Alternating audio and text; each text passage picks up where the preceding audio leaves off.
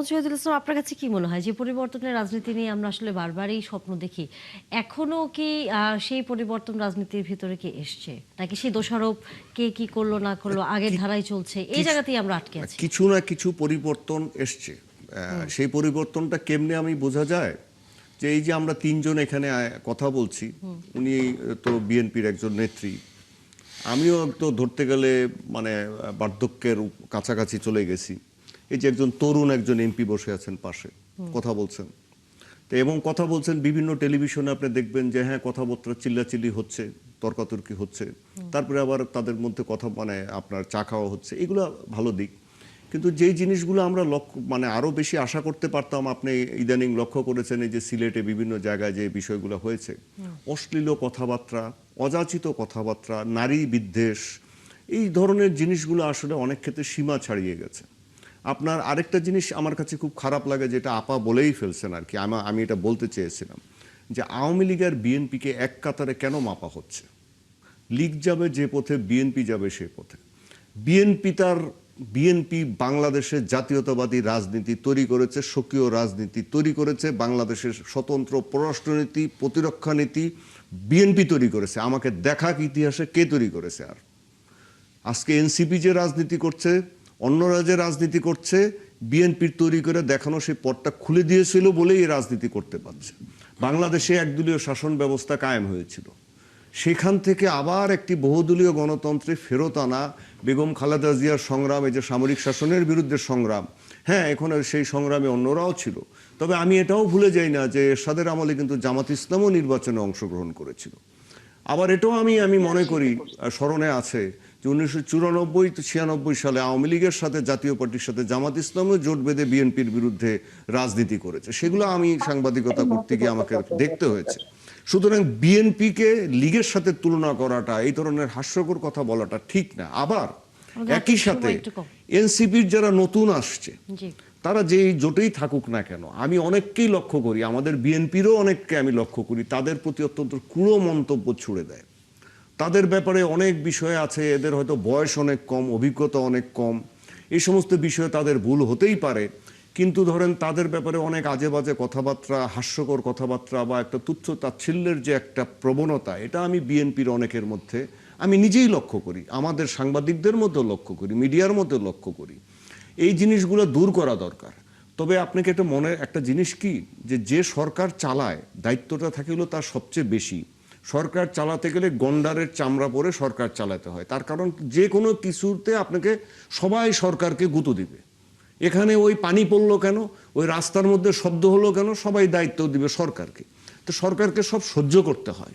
আর যারা বিরোধী দলে থাকে তারা চিৎকার চেঁচামেচি করবে, এটা স্বাভাবিক।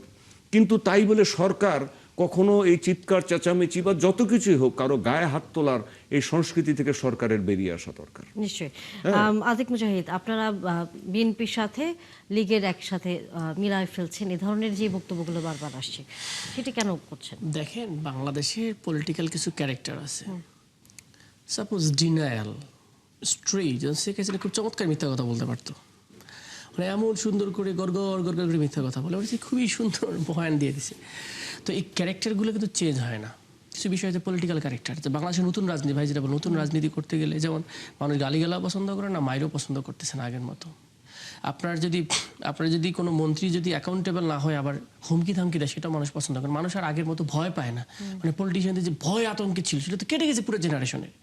এবং যে আন্দোলন করছে সবাই কিন্তু সব দলে আছে, মানে এরকম না যে এক দলের ভিতরে আছে। সুতরাং উইথিন দ্য পার্টি আপনাকে কিন্তু চ্যালেঞ্জ ফেস করতে হয়, কারণ আপনার অ্যাকাউন্টেবল করতে হবে। গভর্নমেন্ট, আমরা অ্যাকাউন্টেবল গভর্নমেন্ট চাই। অ্যাকাউন্টেবল কীভাবে করবেন? আপনি বিরোধী দলে যদি একটা কাজের কথা বলেন, সেটা হচ্ছে সরকারকে অ্যাকাউন্টেবল করা, যে আপনি কেন এই টাকাটা ব্যয় করলেন, কেন আপনি এটা করতেছেন, কেন আপনার মন্ত্রী ফাংশন করতেছে না, আপনি দায়িত্ব নিচ্ছেন কেন, আপনি গ্যাস দিতে পারতেছেন না, আপনি কি জানেন না যে গ্যাস সংকট হবে, কেন আপনি অগ্রিম নিলেন না, কেন মানুষকে তো কষ্ট দিচ্ছেন, দেশের উৎপাদন ক্ষতিগ্রস্ত হইতেছে। এখন ইস্যুটা হলো যে আপাপুরা এনসিপি, জামাত সব একসাথে মিলাই দিল আর কি। পলিটিক্যাল ল্যাঙ্গুয়েজের টোনিংটা ডিফারেন্ট কিন্তু আছে। আপনি বলছেন না আমাকে কোনো সমালোচনাই করতে পারবেন না, কেন আপনি সমালোচনা করবেন কেন?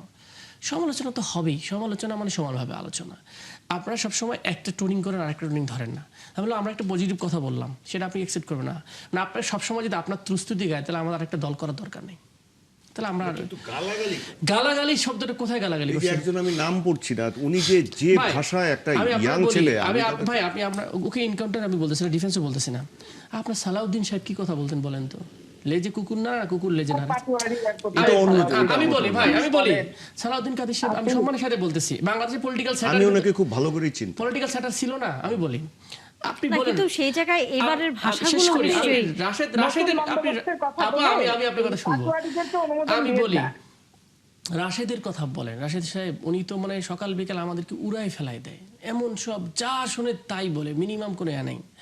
এই নাহিদ, এই হাসনাত, এই সার্জিস, মনে হচ্ছে সবই তার কর্মী বাহিনী এবং এমন আচরণ করে। What the language is. আমি কি বন্ধু, আমি বলি আপনি যদি বলেন আমি তো জুনিয়র না, আমি তার সিনিয়র অ্যাটলিস্ট, আমি 35 অ্যাটলিস্ট, তার মতো জুনিয়র। আরে বন্ধুর বয়স তো 10 বছর ভাই সিনিয়র। আমি আপা শোনেন, এমপিদের কথা বলতে গেলে অ্যাটলিস্ট তাদেরকে এখন যদি সে সচিব মজা দেয় তাহলে আমি এমপি, তার উপরে আমি আমাকে স্যার বলতে হবে, তাহলে এর কি হবে? আমি এরকম বলতেছি না। আবার শোনেন, পলিটিক্যালি তাকে অ্যাপয়েন্ট করছেন আপনি গালিগালাজ করার জন্য সারাদিন। হ্যাঁ, ভণ্ডবস্তু অমুক তমুক ব্যক্তিদের অ্যাটাক করে। আপনারা কিন্তু কেউ তারা ঠেকাচ্ছেন না। কি আসলে রাশেদ খানকে নিয়োগ করেছে গালিগালা করার জন্য বিরোধী দলকে? এমন এক জায়গা থেকে আমাদের আসলে সময় শেষ, বলিষ্ঠ। আমরা অ্যাডভোকেট পাপিয়ার কাছ থেকে শুনি, বিএনপি কি আসলে রাশেদ খানকে নিয়োগ দিয়েছে বিরোধী দলকে গালিগালাজ করার জন্য? তার আগে আপা বলেন যে এই যে বিদ্যুৎ বিল নিয়ে মানুষকে এরকম ভাবে দেওয়ার দরকার কি, খোঁচা দেওয়ার দরকার কি, উদ্ধত্তপূর্ণ ভাবে খোঁচা দেওয়ার দরকার এখানে কি? ব্যাপার হচ্ছে কি যে ট্রলগুলো প্রথম দিকে করছে এনসিপি বিএনপি কে নিয়ে, মনে করছে যে এটা খুব ভালো করছে। আসলে এনসিপি যে তলাতে তলাতে কোথায় তলায় যাচ্ছে এটা বুঝে উঠতে পারছে না। তারা তো সব বন্ধু বান্ধব, এই নূর রাশেদ এরা তো এখন এসে বয়সে 15 বছর হলেও কি 10 বছরের বড় হলেও 5 বছরের বড় হলেও সে যেহেতু এখন এমপি হয়েছে, রাশেদ এমপি না, স্বাভাবিক তাদের ভিতরে একটা পক্ষ বিপক্ষ জেলাসি থাকতেই পারে, পছন্দ অপছন্দ থাকতেই পারে, সেটা ভিন্ন কথা। তবে একটা জিনিস মাথায় রাখতে হবে, মানুষ যখন কথা বলে একটা অধিকার নিয়ে বলে। এই যে ভাই যেটা বললেন যে চায়ের সংস্কৃতি, একজন আর একজনের সাথে ভালো কথা বলার সংস্কৃতি, এইটা তো আমি 80 দশকে দেখে আসছি। একজন আর একজনের বিরুদ্ধে বলছি, আবার ওই আমতলাতে যে 1 কাপে 2 কাপ দুজন নিয়ে চুমুক দিয়ে চা খেয়ে চলে আসছি। তো সেইটা আবার 90 দশকে আমরা পাইনি, আর এখনো কিন্তু আমরা পাচ্ছি না। আবার আওয়ামী লীগ যে 15 বছর ছিল তাদের অপকর্মের কারণে টক শোয়ে যে যুদ্ধাযুদ্ধি হাতাহাতির মতো পরিবেশ উদ্ভব হয়েছে, করতে বাধ্য হয়েছি আমরা, কারণ এত অসহনীয় তাদের কর্মকাণ্ড তারপর বক্তব্য। তো সেখানে তো 15 বছর যুদ্ধ করতে হয়েছে, টক শো স্বস্তিভাবে টক শো করতে পারি নাই। তবে এখন ব্যাপার হচ্ছে কি দায়িত্বশীলতার পরিচয় সবাইকে দিতে হবে।